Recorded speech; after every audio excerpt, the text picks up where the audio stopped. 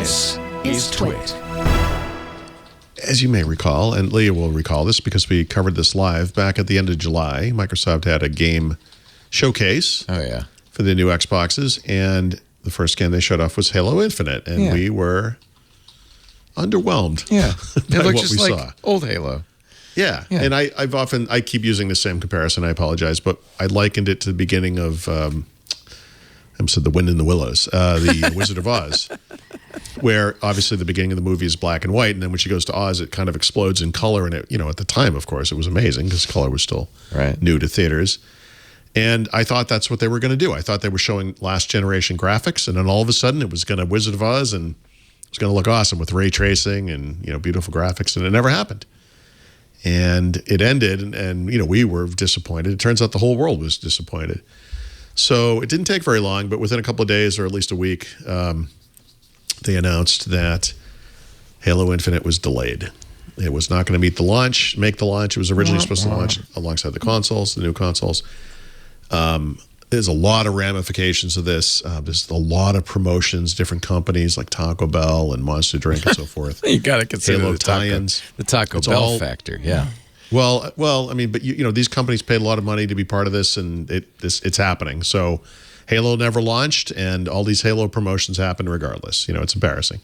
That ad we showed at the top of the hour is an interesting example of something else that was already in the pipeline, obviously, and it still went with Halo. And fair enough. I mean, it's one of their big game libraries, of course, but you have to think when they envisioned this originally, it was going to be accompanied by this new Halo game, and it would have made a lot more sense.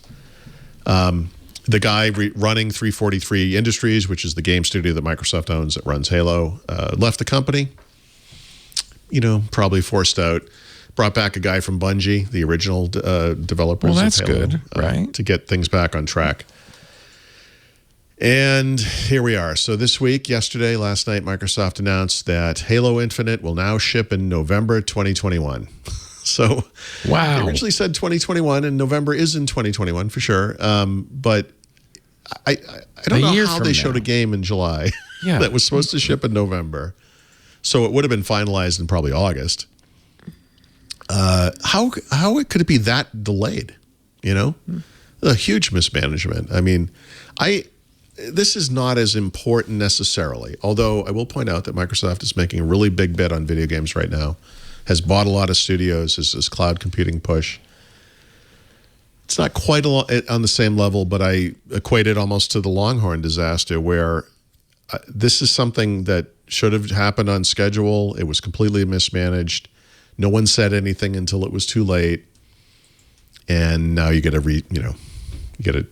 they'll ship something next year. I guess the good news is, with all the extra time, Halo Infinite should probably be pretty good. And graphically, it will definitely be improved from what we saw in July. I wonder if there was sometimes it can be that there's a problem, that something went wrong.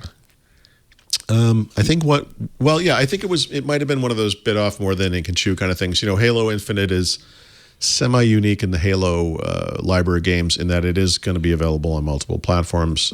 Previously, they just targeted one console version, right? This time it's going to run on Xbox One, Xbox Series X and S, and Windows PCs. Right.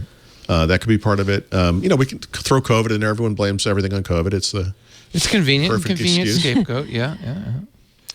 Is that? But I don't know. I think this was too many people not saying anything for too long, and it got to be a problem.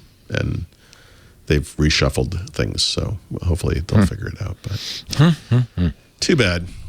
So there's that. But on the flip side, Microsoft is celebrating what they're calling a record level of engagement on Xbox for this year. Obviously, that's due in large part to the same pandemic that they're blaming on Halo Infinite. I don't know what to say to this. I mean, it's just, more people are playing more games now than, they would normally. I think the interesting thing for Xbox as a business is that this should have been an off year because they were on the last year of the old console gen, not quite shipping the new cloud thing, just about to launch a new console generation. Should have been an off year, but it's been like the best year ever in the history of Xbox.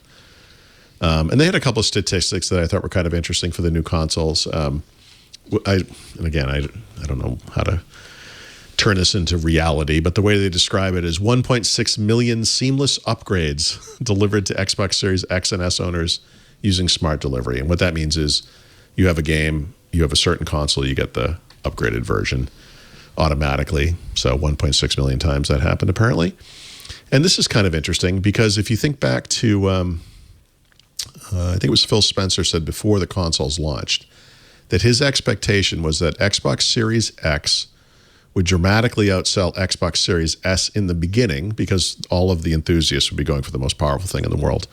But that they expected over time that Xbox Series S would be the best-selling version during the lifetime of these consoles. And what they're saying now, and we're just, I guess we're about a month in, is 40% of customers who joined Xbox for the first time, right, in 2020, it's kind of a scattered thing, are playing right now on Xbox Series S. 40%. So I don't know. I don't think that means 60% are on X because some percent would, of course, be using the old consoles. But that's a big chunk. So maybe S is doing better than they expected up front. And then blah, blah, blah. I don't know. The rest of this is not particularly interesting. But anyway, there's just some metrics about, of success to kind of make you forget about Halo Infinite. But never forget, people. Hashtag never forget.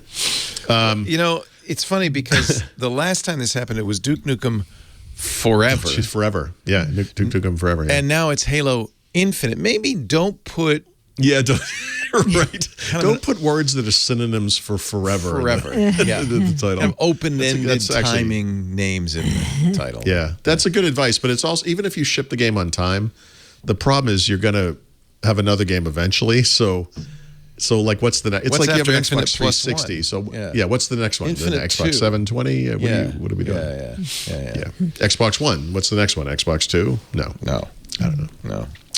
No. The other little bit of good news that was kind of buried in this story is we've known for some time that, of course, Microsoft is going to bring that cloud gaming service, which is part of Xbox Game Pass Ultimate, to other endpoints. Like right now, it's only available on Android. And we've heard rumors about them putting it on iOS through a web app. And obviously, they're going to put it on the PC. Phil Spencer recently mentioned smart TVs. Of course, they're going to do all that stuff. But now they are explicitly promising that in spring 2021, Xbox Game Pass Ultimate, cloud gaming, which is part of Xbox Game Pass Ultimate, will be available on Windows PCs through the Xbox app and the browser, and on iOS devices through a mobile web browser.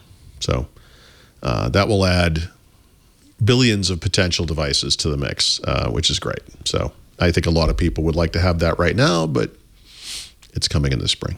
So that's good. Unlike Halo Infinite, which is terrible. Hashtag never forget.